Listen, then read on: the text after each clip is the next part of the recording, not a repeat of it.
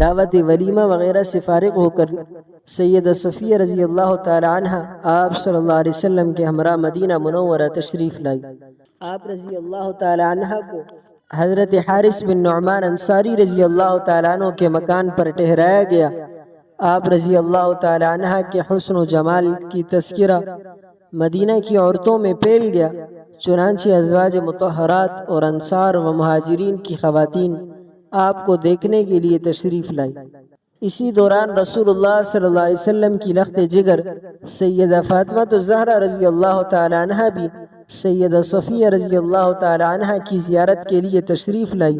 جب سیدہ صفیہ رضی اللہ تعالی عنہ کو معلوم ہوا کہ حضرت فاطمہ الزہرا رضی اللہ تعالی عنہ نبی کریم صلی اللہ علیہ وسلم کی لخت جگر ہے، تو انہوں نے اپنی کانوں کے جھمکے اور زیورات اتار کر ان کی خدمت میں پیش کی، اور ساتھ جو دوسری خواتین تشریف لائی تھی انہیں بھی کوئی نہ کوئی زیور تحفے میں دیا۔ ایک غلط فہمی کا ازالہ۔ آپ صلی اللہ علیہ وسلم نے حضرت عائشہ صدیقہ رضی اللہ تعالی عنہ سے اس بارے میں پوچھا۔ سیدہ عائشہ صدیقہ رضی اللہ تعالی عنہ جو ابھی تک غالباً حضرت صفیہ رضی اللہ تعالی عنہ کے اسلام لانے سے واقف نہیں تھی، تو کہا کہ یہودیہ ہے۔ آپ صلی اللہ علیہ وسلم نے سیدہ عائشہ صدیقہ رضی اللہ تعالی عنہ کی غلط فہمی کو دور کرتے ہوئے فرمایا، نہیں بلکہ صفیہ مسلمان ہو چکی ہے اور اس کا اسلام بہت اچھا ہے۔ ایک خواب کی تعبیر پوری ہوئی۔ سیدہ صفیہ رضی اللہ تعالی عنہ کے چہرے پر ایک زخم کا نشان تھا۔ آپ صلی اللہ علیہ وسلم نے اس بارے میں آپ رضی اللہ تعالی عنہ سے پوچھا کہ یہ کیا ہے؟ سیدہ صفیہ رضی اللہ تعالی عنہ نے عرض کی، اے اللہ کے رسول، میں نے ایک رات خواب میں دیکھا کہ آسمان سے چاند ٹوٹ کر میری گود میں آ گرا ہے۔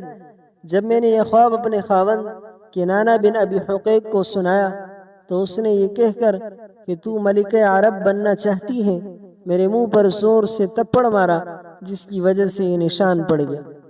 آپ نے جو خواب دیکھا تو اس کی تعبیر یوں پوری ہوئی کہ آپ رضی اللہ تعالی عنہ پوری کائنات کے سردار کی زوجہ بن گئی۔ محبوبانہ تنبیہ۔ خاوند بیوی ہونے کے ناطے بعض ایسے امور بھی پیش آتے ہیں جن کا تعلق فطری زندگی کے ساتھ بہت گہرا ہوتا ہے۔ امہات المؤمنین رضی اللہ تعالی عنہن کی ازدواجی زندگی امت محمدیہ کی خواتین کے لیے اپنے اندر کئی حکمتوں کو سمیٹے ہوئے ہیں۔ نبی کریم صلی اللہ علیہ وسلم کے گھرانے کے حالات امت کی تعلیم کے لیے تھے، اس لیے بعض ایسے واقعات بھی پیش آئے جن سے امت نے دوچار ہونا تھا۔ چنانچہ ایک مرتبہ آپ صلی اللہ علیہ وسلم کسی بات پر سیدہ صفیہ رضی اللہ تعالی عنہ سے ناخوش ہو گئے۔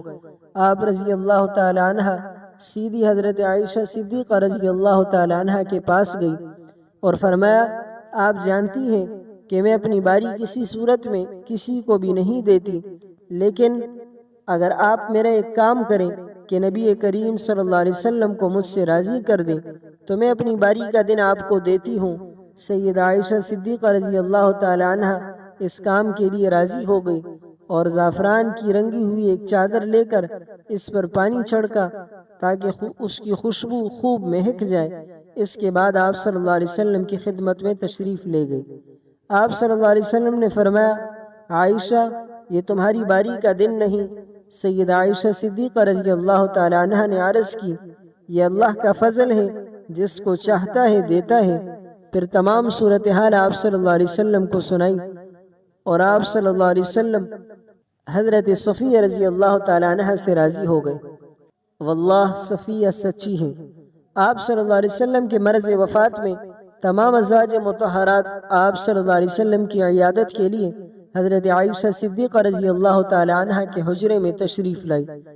حضرت صفیہ رضی اللہ تعالی عنہ نے حضور صلی اللہ علیہ وسلم کی بے چینی کی حالت کو دیکھا تو آپ کا دل بھرایا۔ چنانچہ آپ رضی اللہ تعالی عنہ نے عرض کی، اے اللہ کے رسول، کاش آپ کی بیماری مجھے ہو جاتی۔ ازواج مطہرات نے ان کی طرف دیکھا تو آپ صلی اللہ علیہ وسلم نے فرمایا، واللہ وہ سچی ہے، یعنی ان کا اظہار عقیدت سچے دل سے ہے۔ لونڈی کو آزاد کرنا۔ خلافت فاروقی کے زمانے میں سیدہ صفیہ رضی اللہ تعالی عنہ کی ایک لونڈی نے امیر المؤمنین سے شکایت کی کہ ام المؤمنین میں ابھی تک یہودیت کے کچھ اثرات باقی ہیں، کیونکہ وہ اب بھی ہفتے کے دن کو اچھا سمجھتی ہیں، جیسے کہ یہودی اس دن کی تعظیم کرتے ہیں اور یہودیوں سے دلی لگاؤ بھی رکھتی ہیں۔ چنانچہ بات آپ رضی اللہ تعالیٰ عنہ کی لونڈی کہہ رہی تھی، اس لیے حضرت عمر فاروق رضی اللہ تعالیٰ عنہ حقیقت حال معلوم کرنے کے لیے خود ام المؤمنین سیدہ صفیہ رضی اللہ تعالیٰ عنہ کے پاس چل کر آئے۔ سیدہ صفیہ رضی اللہ تعالیٰ عنہ نے فرمایا، جب سے اللہ نے مجھے ہفتے کے دن کے بدلے جمعے کا دن عنایت فرمایا تو ہفتے کے دن کی محبت میرے دل سے نکل گئی ہے۔ باقی چونکہ یہودی میرے قریبی رشتہ دار ہیں تو مجھے صلہ رحمی کا خیال رکھنا پڑتا ہے۔ حضرت عمر فاروق رضی اللہ تعالیٰ عنہ آپ رضی اللہ تعالیٰ عنہ کے جواب سے مطمئن ہوئے اور آپ رضی اللہ تعالیٰ عنہ کی حق گوئی کو سراہا۔ اس کے بعد سیدہ صفیہ رضی اللہ تعالیٰ عنہ نے اس لونڈی کو بلا کر پوچھا، تو نے امیر المؤمنین کے پاس جا کر میری بے جا شکایت کیوں کی؟ کس چیز نے تجھے اس الزام تراشی پر آمادہ کیا؟ لونڈی نے کہا، مجھے شیطان نے بہکا دیا تھا۔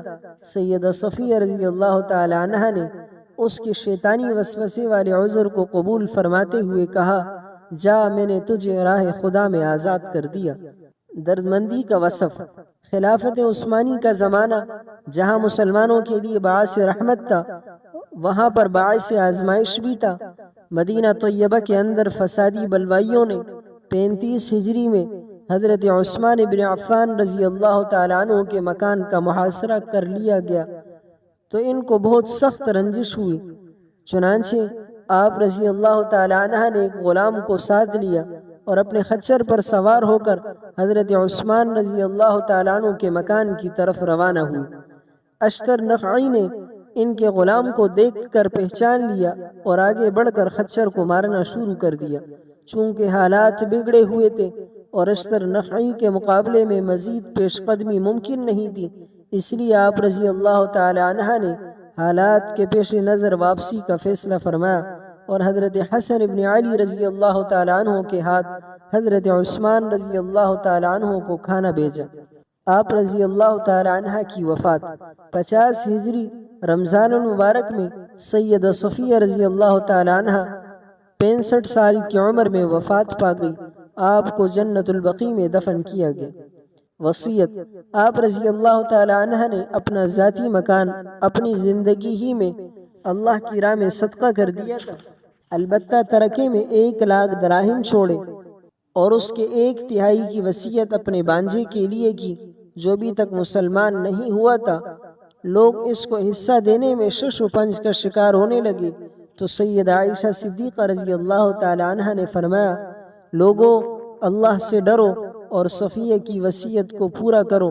چنانچہ آپ کی وصیت پر عمل کیا گیا۔ اللہ رب العزت سے دعا گو ہے کہ ہمیں ازواج مطہرات کی سیرت پر، ان کی نقش قدم پر چلنے کی توفیق عطا فرمائے۔